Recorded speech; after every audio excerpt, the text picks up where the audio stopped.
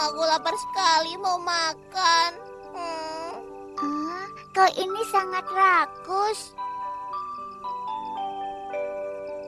Aku dapat makanan. Apa? Itu. Bulan tidak bisa dimakan. Di sana hanya ada pasir dan batu. Kau bohong, bulan kan bulan seperti biskuit besar. Pasti enak dimakan. Nenek saja bilang anjing langit makan bulan. Dia bisa makan, aku pun bisa. Kenapa tidak? Aku segera kembali ya. Hei, kembali.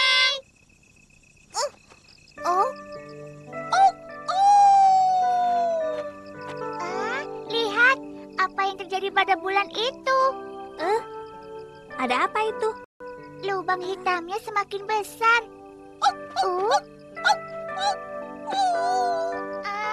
Gelap, jalan pun tidak kelihatan. Sudah, jangan takut. Ada aku di sini. Anjing kan tidak mungkin makan bulan. Tidak mungkin, itu tidak mungkin kan? Hai anjing, kau makan bulan ya? Jangan menuduh. Aku sendiri kaget kenapa bulan jadi begitu. Untung mataku tajam, jadi aku bisa turun dari gunung. Tapi ini gelap, mana mungkin bisa turun. Ayo pegang ekorku, aku akan bawa turun kalian. Boleh, hati-hati jalannya ya.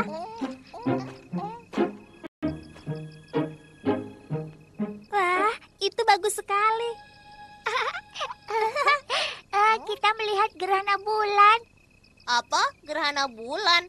Apakah keadaan ini sama dengan perubahan bulan yang sering kita lihat? Sepertinya berbeda. Baiklah, kita cari kakek yuk. Nah, lihatlah baik-baik. Bumi berputar mengelilingi matahari, dan bulan berputar mengelilingi bumi. Bentuk bulan yang sering kita lihat di malam hari yang sering berubah-ubah disebut perubahan bentuk bulan. Bagian bulan yang disinari matahari itu kadang menghadap ke bumi, dan yang kita lihat adalah bulan purnama. Kadang berada di samping bumi yang kita menyebutnya bulan sabit atas dan bawah. Kadang dia bahkan membelakangi bumi. Itulah bulan baru yang tidak tampak. Semua itu bukan gerhana bulan. Jadi gerhana bulan itu apa? Bumi mengitari matahari dan sinar matahari menyinari bumi.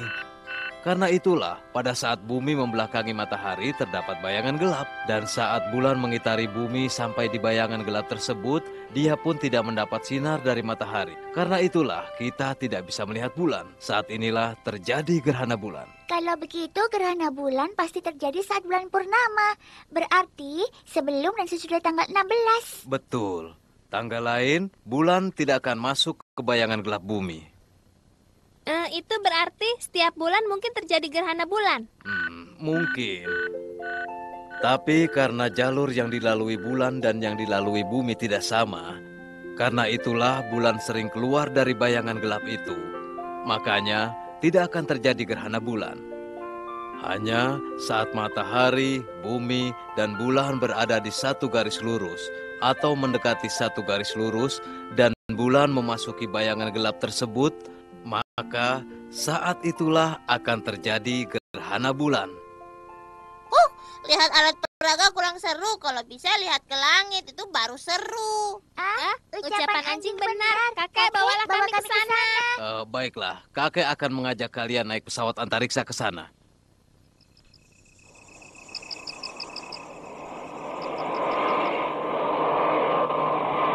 Lihat, itu bayangan gelap bumi. Wah, bayangan gelap itu panjang dan besar, warnanya tua dan muda.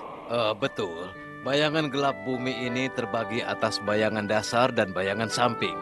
Bayangan dasar tersebut tidak langsung menerima sinar matahari, dan bayangan samping menerima sebagian sinar matahari. Saat sebagian bulan memasuki bayangan dasar, maka akan terjadi gerhana bulan sebagian.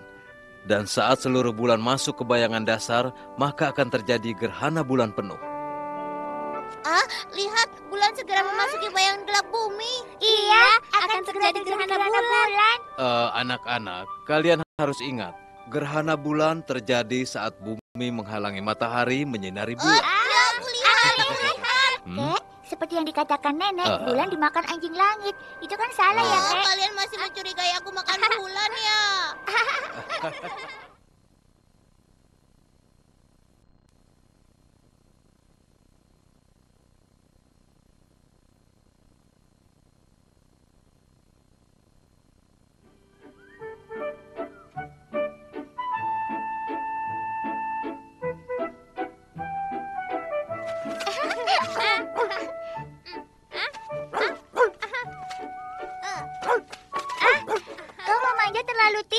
dan terlalu asik bermain. Nanti kau pasti mengeluh lapar dan minta makan.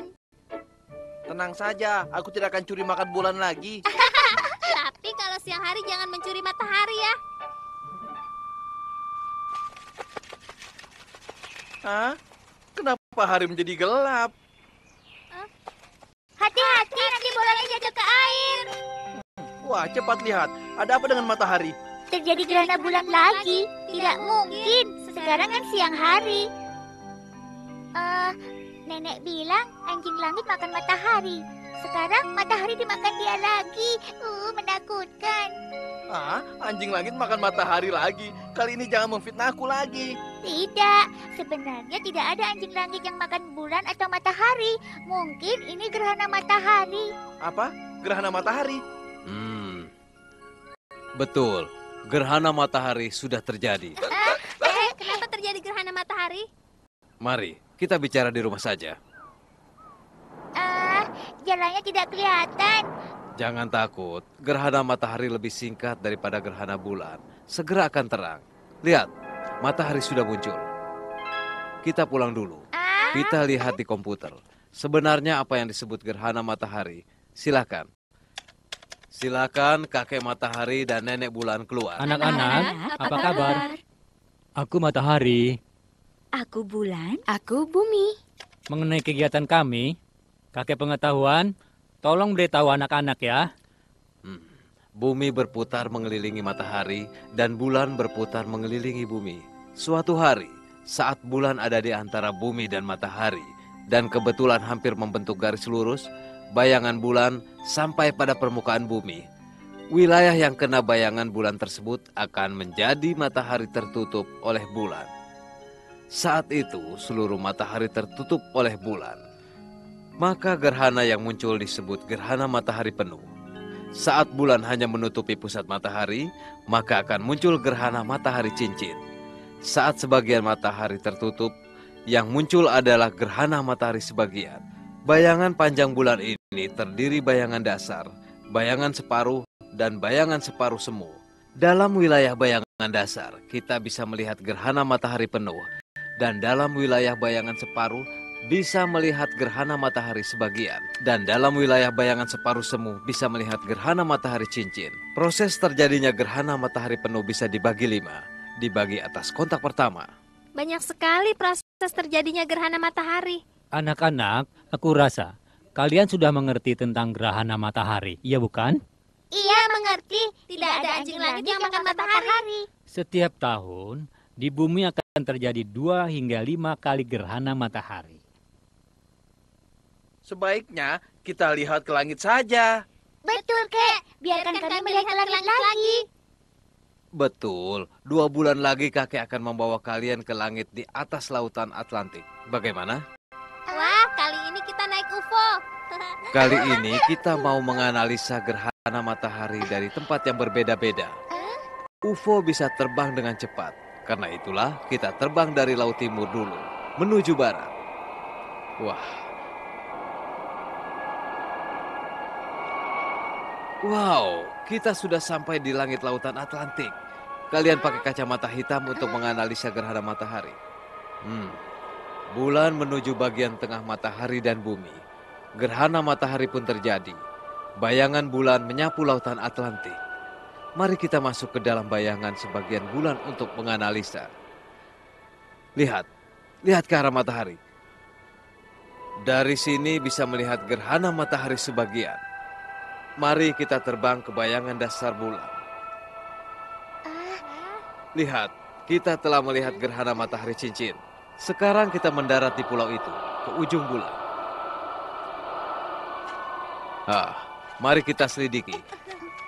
Lihat, gerhana matahari cincin yang bagus. Iya, sungguh menarik. Gerhana matahari penuh, sebagian dan cincin. Kami sudah lihat semua. Oh, analisa sudah berakhir. Mari kita masuk ke UFO. Karena sudah waktunya kita pulang.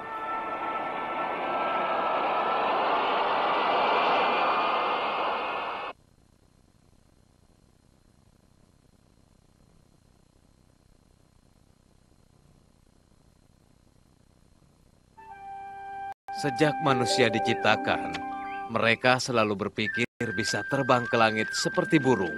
Selama manusia tidak bisa terlepas dari gaya gravitasi bumi, maka mereka pun menciptakan seorang tokoh cerita. Kalian tahu siapa?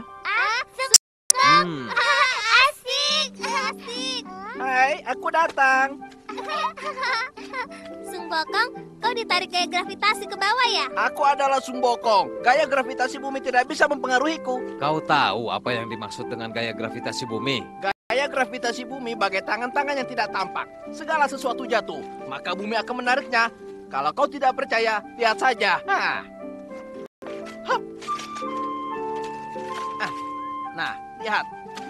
Ya. Aku bisa ke langit.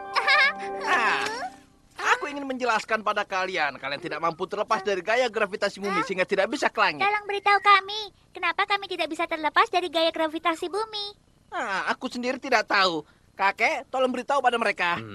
Berdasarkan rumus gaya gravitasi bumi yang ditemukan ilmuwan terkenal Newton, berat dan massa siapa yang lebih besar, maka gaya gravitasinya pun besar. Di bumi ini tidak ada benda yang berat dan massanya sama dengan bumi.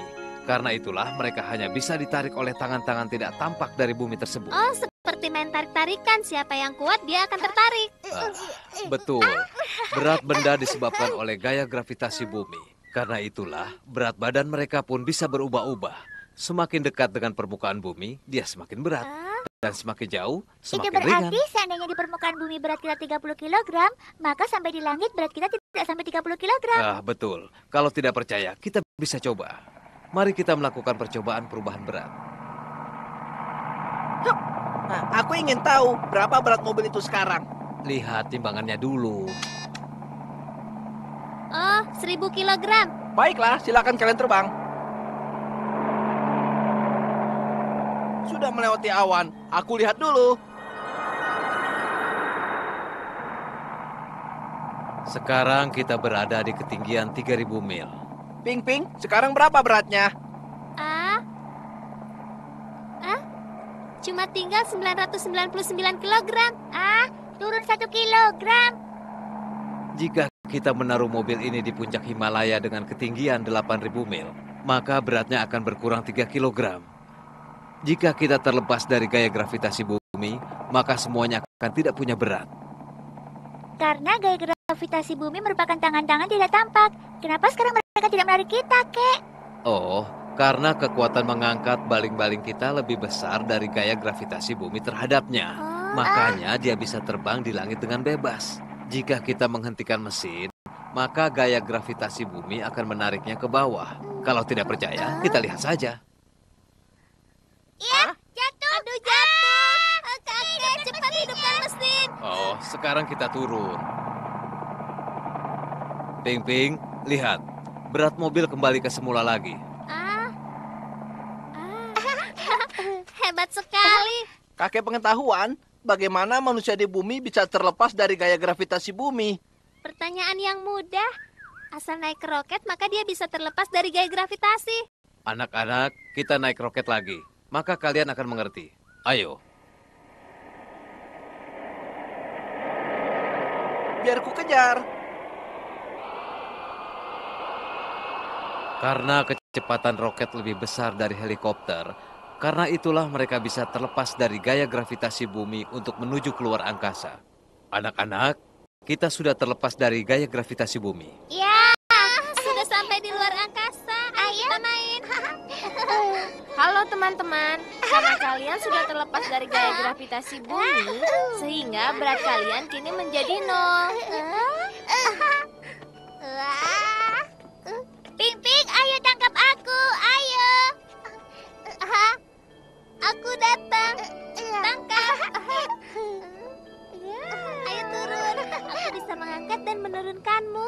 Aku kuat ya. Ya, benar. Haha, kau sudah menjadi Superman. Minum dulu. Air pun kehilangan berat. Anak-anak, duduk baik-baik. Kalian sudah merasakan kehilangan berat. Sekarang sudah waktunya pulang.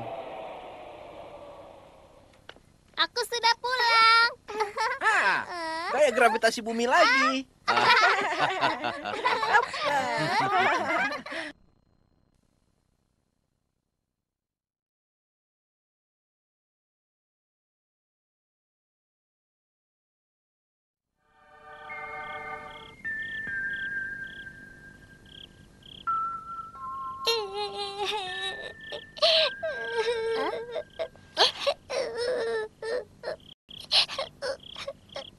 Diam. Jangan bisanya menangis saja. Gara-gara kau, katanya mau bertualang. Sekarang kau tidak bisa membedakan utara, selatan, timur, atau barat. Kita tidak bisa pulang.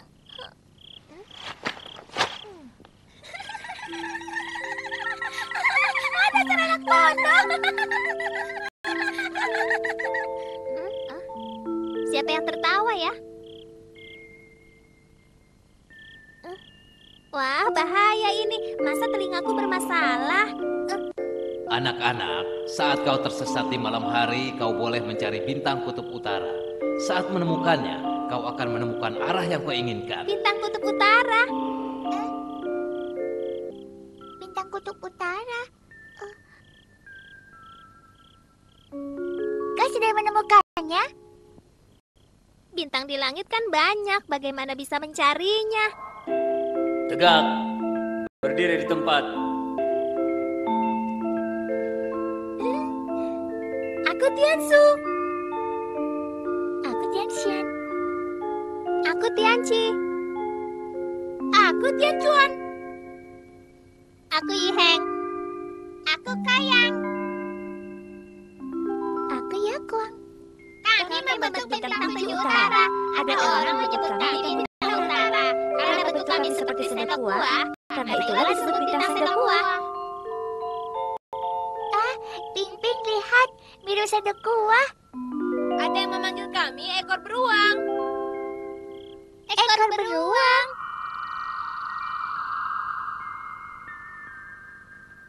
Oh iya, mirip beruang. Ping-ping, apa hubungan ekor beruang dengan bintang yang sedang kita cari? Hubungan sangat besar. Saat kita menemukan bintang tujuh utara, dengan membuat dua bintang Tianchuan dan Tiansu menjadi satu garis, lalu memanjang ke depan. Kemudian, tempat di mana jarak 5 kali lipat dari kedua bintang ini, maka kau akan menemukan sebuah bintang yang mirip dengan dia. Itulah bintang utara. Aku sudah lihat bintang utara. Akulah bintang utara. Saat kau menemukan bintang utara, kau akan menemukan arah utara. Kalau begitu, ini timur, ini selatan, barat, utara. Aku sudah menemukan arah pulang. Ping-ping, sepertinya bintang tujuh utara itu sedang berputar. Betul. Coba lihat kemari.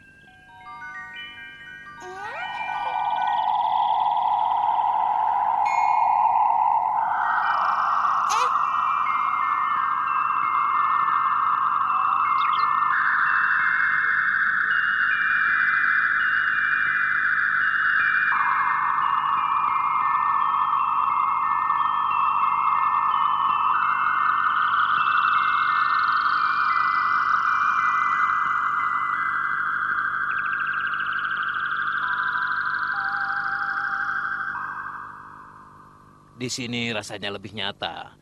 Kalian sudah lihat. Dalam sehari, bintang tujuh utara harus memutar bintang utara 1 kali. Kalau setahun bagaimana, Kek? Dalam setahun ada 4 musim. Tepat jam 9 malam, letak bintang tujuh utara di langit berbeda.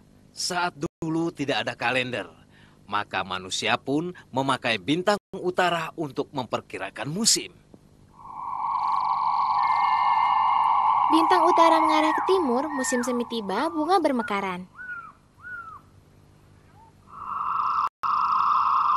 Bintang utara mengarah ke selatan, musim panas berkepanjangan.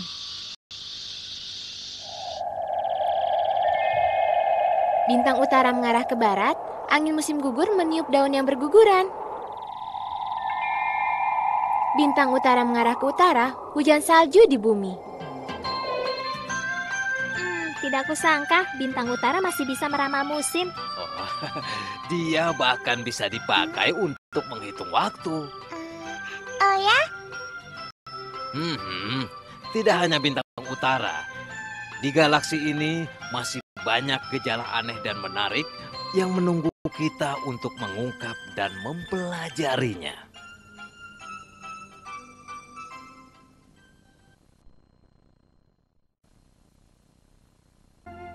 Seberapa besar matahari ini?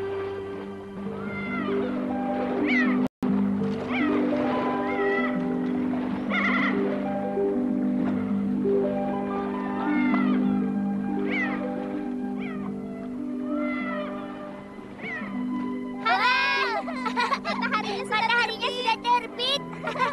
Wow, bagus. Di bumi ini, setiap hari kita bisa melihat matahari terbit dari timur dan terbenam dari barat. Sebagian besar sumber hidup ini berasal dari matahari.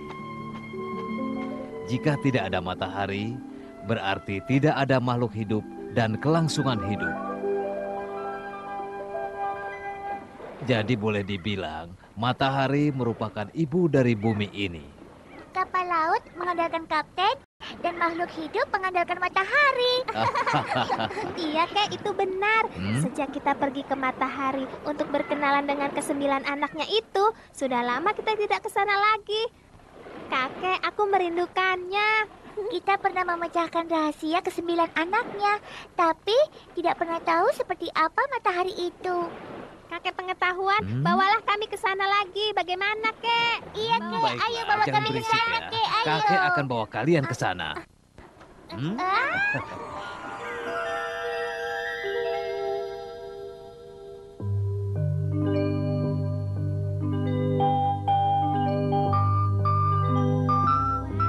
Bagus sekali. Silau, Kek.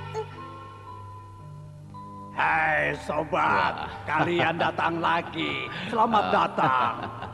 Kakek Matahari, apa kabar? Tapi penyambutan seperti ini membuat kami bagai baru keluar dari bak air panas. Kau tidak melumarkan kami. Kau sangat baik.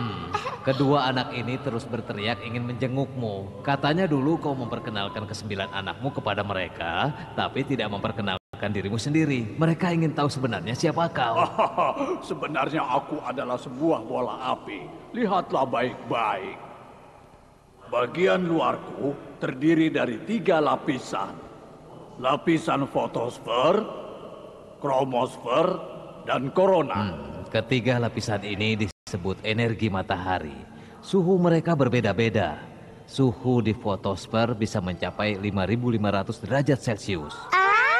Dan suhu di kromosfer mencapai 5.000 derajat Celcius. Suhu di korona paling tinggi yaitu 1 juta derajat Celcius. 1 juta derajat Celcius. Aku merupakan inti pembangkit energi. Aku bagai sebuah pembangkit panas yang besar. Setiap detik aku mampu mengeluarkan energi sebesar 380 miliar watt. Sama seperti 900 bom yang akan meledak bersamaan. Wah, kalau begitu akibatnya bumi akan hancur. Tenang saja, energi yang diterima oleh bumi hanya 1/22 miliar bagian saja. Kakek Matahari, kau kelihatan sangat besar. Sebenarnya berapa besarmu, Kek? Mari kita mengadakan perbandingan. Jika aku berdiri berdampingan dengan bumi, aku akan terlihat bagai gedung berlantai 4. Namun bumi bagai sebuah bola kecil. Diameterku adalah 1.400 km, 109 kali lipat dibanding diameter bumi. Perutku mampu menampung 1.300.000 bumi. Kalau diukur dengan kecepatan satelit yang berkecepatan 8 km per detik, jika mengelilingi matahari butuh 6,5 hari. Namun kalau mengelilingi bumi hanya butuh 90 menit. Kakek Matahari, kalau kita mempersatukan ke-9 anakmu, mana yang lebih berat? Beratku 2.000 miliar ton. Ke-9 anakku kalau disatukan hanya 1/100 beratku. Sulit dibayangkan. Ternyata matahari begitu besar dan berat. Matahari itu sungguh mulia ya, Kek. Bagaimana, Kek? Benar apa tidak? Kedudukan matahari di tata surya tidak ada tandingannya. Dia telah mengendalikan segalanya di tata surya ini, namun di dalam galaksi Bima Sakti ini, dia hanyalah termasuk benda biasa. Lihat, tata surya ini hanyalah bagian kecil dari galaksi Bima Sakti ini, dan galaksi Bima Sakti merupakan bagian kecil dari galaksi. Wow, matahari sebesar ini di dalam galaksi hanya merupakan sebagian kecil. Iya, jagat raya ini benar-benar luas dan pengetahuan kita tentang jagat raya ini pun hanya sedikit. Jadi, masih banyak pengetahuan yang harus kita pelajari. Sampai jumpa. Rahasia energi matahari.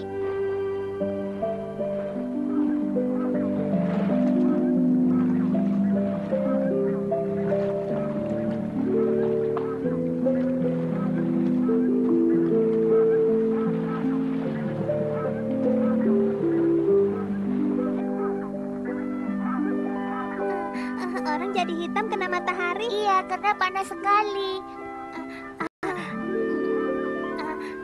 Fang-Fang, aku juga sudah tidak tahan. Sebenarnya, energi matahari yang diterima oleh bumi hanya 1/22 miliar dari energi matahari sendiri.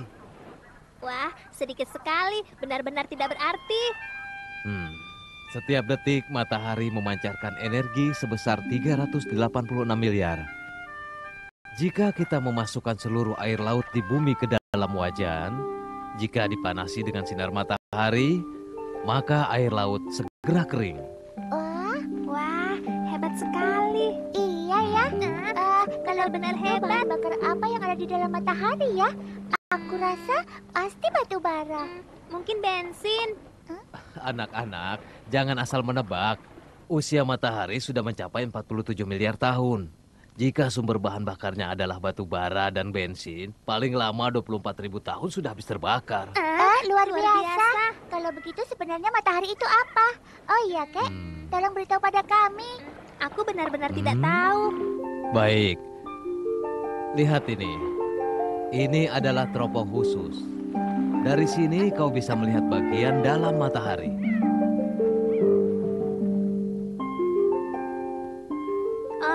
Di dalamnya terdiri dari unsur H dan He. Matahari merupakan sebuah bola api terbentuk dari H dan He. Meski aku terbentuk dari udara, namun aku tidak ringan. Dan daya tarikku pun sangat besar. Banyak H dan He telah kutarik. Suhu intiku sangat tinggi. Dan gaya pun sangat besar. Maka, densitiku pun semakin besar dan rapat. Dalam situasi seperti itu, 4H akan bersatu dan membentuk He, berubah menjadi sumber panas yang akan mengeluarkan energi yang begitu besar. Inilah kesimpulannya, mengapa aku mempunyai pengaruh yang begitu kuat.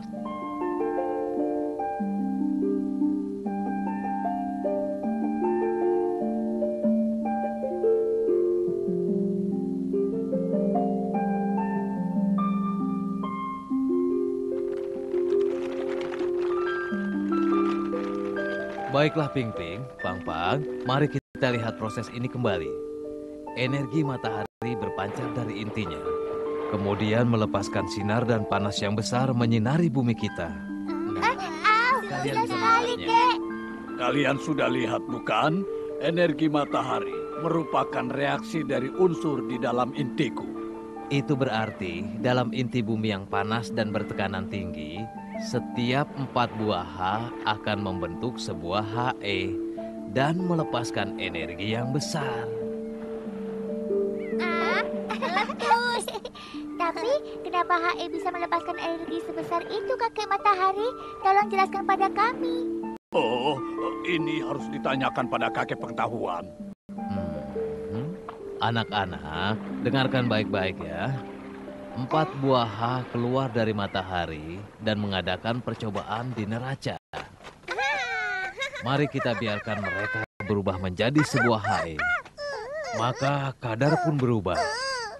Dia kehilangan 0,0226. Berat itulah yang menimbulkan energi besar. Ini merupakan sumber kehidupan matahari. Oh, ternyata begitu ya. Kakek pengetahuan, Kau sangat hebat. Oh, aku merasa kurang enak hingga kini baru tahu kau sungguh hebat. Oh, Bukan aku yang hebat, tapi ilmuwan Albert Einstein. oh, Apakah Apakah dia yang menumbuhkan kadar dan isi itu bisa berubah, Kek? Iya, Kek, matahari kan terus terbakar. Apa nantinya akan habis? Kalau habis bagaimana? Iya, Kek. saat ini matahari memasuki usia setengah abad. Jika mau habis terbakar, setidaknya membutuhkan waktu miliaran tahun.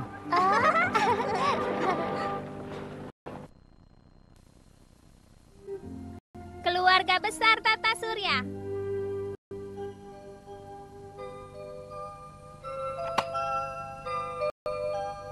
Wah, matahari sore sungguh indah. Betul, lihatlah.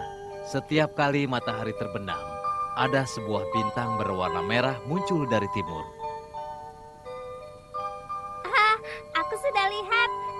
Kenapa bintang berwarna merah, Kek? Ayo, kita akan melihatnya lewat teleskop, ya.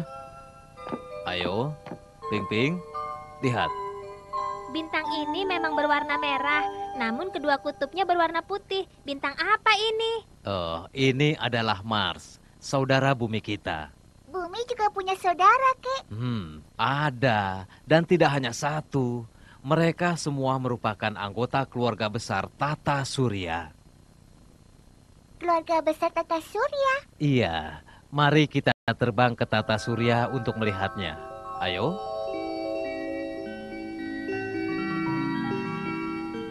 Nah, lihatlah. Ini keluarga besar Tata Surya. Wah, begitu mengagumkan dan takjub. Ada apa ini? Oh, daya tarik matahari sangat besar. Dia bisa menarik anggota keluarga Tata Surya tersebut di sekitarnya. Berputar berdasarkan orbit yang ditentukan untuk memutarinya. Hai sobat, selamat datang. Aku senang bertemu dengan kalian. Hari ini kalian akan melihat ke-9 anakku, bukan? Planet Merkurius paling dekat denganku. Anak manis. Karena paling dekat matahari, penderitaanku pun makin banyak. Lihat, permukaanku kena sinar matahari jadi panas. Panas sekali. Di bumi tidak pernah sepanas ini. Aku hampir hangus. Lihat punggungku, jadi keras karena kedinginan. Dingin. Aduh. Wah, planet Venus indah sekali. Hai. Pada permukaan Venus terdapat atmosfer tebal yang menghalangi penglihatan manusia. Hari ini aku akan membuka tabir itu agar kalian bisa melihat wajah yang sebenarnya.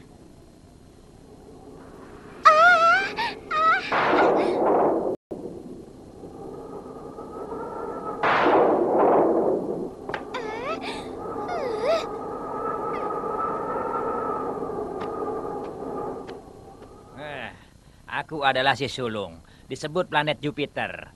Meski ke-8 saudaraku digabung pun tidak sebesar setengahku. Lihatlah, aku begitu kuat. Untuk apa kau gemuk? Aku adalah satu-satunya planet yang mempunyai makhluk hidup. Namaku adalah Bumi. Jangan sombong. Itu karena kau mempunyai posisi yang menguntungkan. Wah, planet Saturnus sama sekali tidak buruk. Lihat, cincin terang yang berada di pinggangnya begitu cantik. Iya, cincin terangku terbentuk dari hidrogen dan helium. Lihat, di bawah sinar matahari muncul beragam warna. Adikku planet Uranus datang.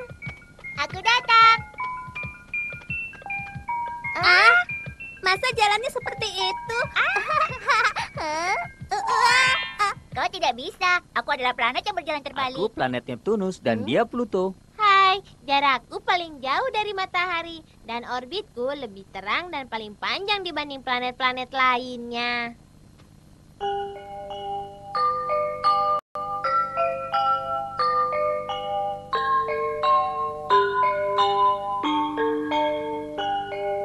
Anakku yang paling kecil letaknya paling jauh dariku. Planet Merkurius mengelilingi aku sekali hanya 88 hari. Dan planet Pluto hanya butuh 247,7 tahun. Untung sekarang kau banyak anak dan cucu. Benar, komet, meteor, asteroid, dan gugusan bintang lainnya juga termasuk anggota keluarga besar Tata Surya. Dalam keluarga besar ini, selain ke-9 planet besar masih ada begitu banyak anggota. Terima kasih, kau membuat kami tahu begitu banyak pengetahuan. Sampai jumpa. Sampai jumpa.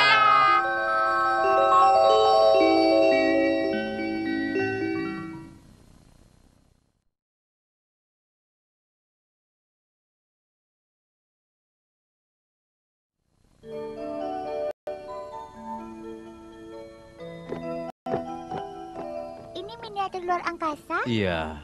Sekarang kita masuk ke pesawat dan duduk dengan baik. Baik, kita mulai.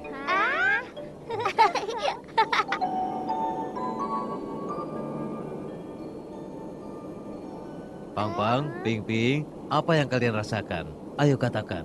Seperti duduk di roket. Seperti terbang di udara. Pang-pang, Ping-ping, hari ini kakek akan membawa kalian menjelajahi luar angkasa. Asik. Nah, anak-anak, coba kalian lihat. Roket kita ini sudah meninggalkan bumi dan sebentar lagi akan meninggalkan jagat raya ini.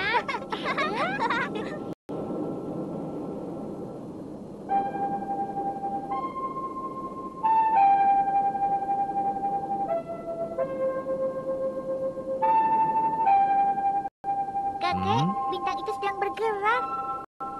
Iya, memang sedang bergerak. Mungkin di sekitarnya ada gua hitam. Kalian tahu apa yang disebut gua hitam? Gua hitam itu merupakan gua tanpa batas di jagat raya. Iya, katanya Betul. seram. Gua hitam merupakan teka-teki di jagat raya ini. Daya isapnya sangat besar, bisa mempengaruhi aktivitas di jagat raya ini, membuat bintang yang di dekatnya bergerak tanpa kendali. Kek, di dekat kakek, bintang-bintang yang sedang bergerak itu ada gua hitamnya. Kenapa kita tidak bisa melihat? Karena daya isapnya sangat besar, semua benda akan jatuh ke dalamnya. Bahkan sinar pun ditelannya, tidak bisa lolos. Jadi, gua hitam tidak bersinar, tidak kelihatan. Lalu, bagaimana kita mengetahui keberadaannya, Kek? Kita bisa selidiki dengan sinar laser. Ini adalah mesin pemancar sinar laser yang sangat kuat. Bisa memancar ke jagat raya yang jauh. Sinar itu ditujukan ke arah bintang yang bergerak-gerak itu. Jika di sana tidak ada gua hitam, maka sinar laser ini akan menuju tempat yang lebih jauh. Tempat ini tidak ada gua hitam. Lebih baik kita ganti arah. Di sini ada gua hitam.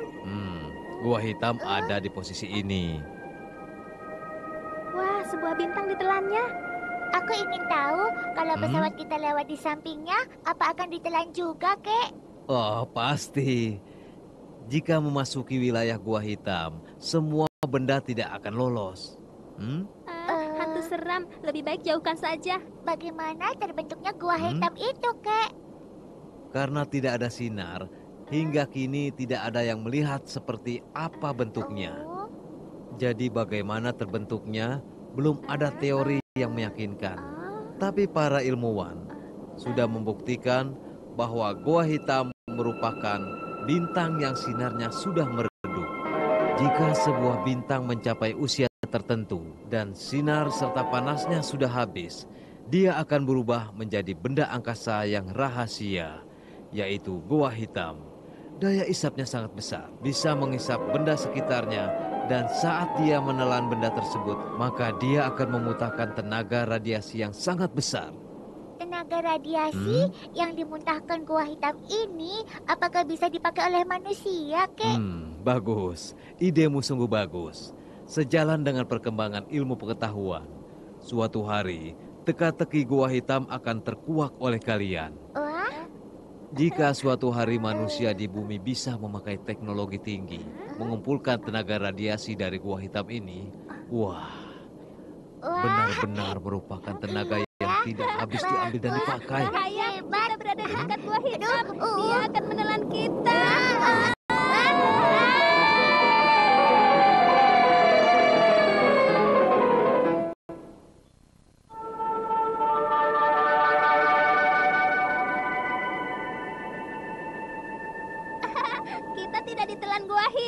karena kita berada di laboratorium antariksa.